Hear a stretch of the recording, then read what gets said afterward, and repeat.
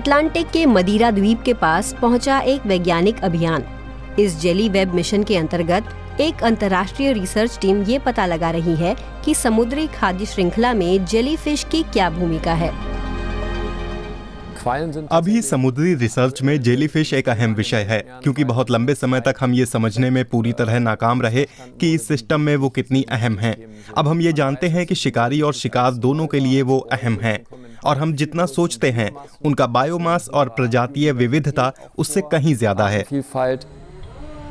इन जीवों के बारे में ज्यादा जानकारी हासिल करने के लिए एक भारी भरकम गोताखोर रोबोट का इस्तेमाल किया जा रहा है। ये सतह के नीचे 2000 मीटर तक की गहराई पर भी काम करता है, जहां पानी का दबाव बहुत ज्यादा होता है। टीम जहाज से रोबोट को चलाती है। ये जेलीफिश को नुकसान पहुंचाए बिना उन्हें जमा करके ऊपर लाता है। माप मिलीमीटर पैमाने पर भी सटीक होनी चाहिए। इस विशाल उपकरण को हम नीचे इस तरह चलाते हैं कि जीव तैरते हुए ठीक यहाँ पर आ जाता है। उसे पकड़ना इसलिए भी बहुत मुश्किल है क्योंकि हमारे पास पोजीशनिंग के लिए थ्रस्टर हैं। इनकी वजह से जीव तैरते हुए फिर से रेंज के बाहर जा सकता है। समुद्र की गहराई में जेलीफिश की भूमिका को समझने के लिए हमारे पास बहुत कम डेटा है। इस टीम को 50 से ज्यादा ऐसी प्रजातियां मिली हैं जिन्हें पहले कभी मदिरा के पास नहीं देखा गया था। इस तरह की तस्वीरें ये जानने में मदद कर सकती हैं कि कौन किसे खा रहा है। जहाज पर करीब 1 महीना बिताने के बाद यूलियन स्टाउफर डेटा का विश्लेषण करने के लिए कील स्थित जियोमार हेल्महोल्ट्ज सेंटर आए हैं। वो समुद्र की तलहटी की मैपिंग करके ये जानने की कोशिश कर रहे हैं कि कौन से जीव कहाँ रहते हैं। अभियान पर उन्होंने एक बहुत हैरान करने वाली चीज देखी। निजी तौर पर मुझे सबसे ज्यादा हैरानी इससे हुई कि हमारे डेटा पर इंसानों का कितना असर है।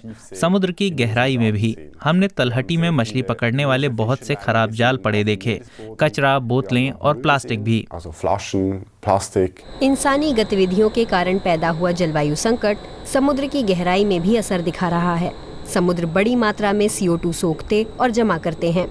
सतह पर पानी जो CO2 सोखता है उसका कुछ हिस्सा गहराई में चला जाता है। इसके लिए हम बायोलॉजिकल कार्बन पंप शब्द का इस्तेमाल करते हैं।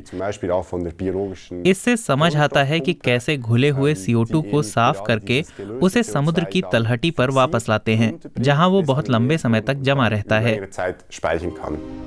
यहाँ कितनी मात्रा में कार्बन डाइऑक्साइड पहुँचेगा, ये इस गैस को बटोरने वाली खाद्य श्रृंखलाओं पर भी निर्भर करता है। लेकिन अब भी बहुत सी चीजें पता नहीं हैं। मेरा मानना है कि ये डीप सी एक्सपीडिशन बेहद अहम है, क्योंकि इस पर्यावरण के बारे में हम अब भी बहुत कम जानते हैं और डेटा समझना भी एक चुनौती है। आपके पास क्या है, कौन सी प्रजातियां हैं, कितनी विविधता है, हमें पहले ये तय करना होगा। वरना इस बात का बड़ा जोखिम है कि हम वो चीजें तबाह कर देंगे जिसके बारे में हम जानते भी नहीं हैं।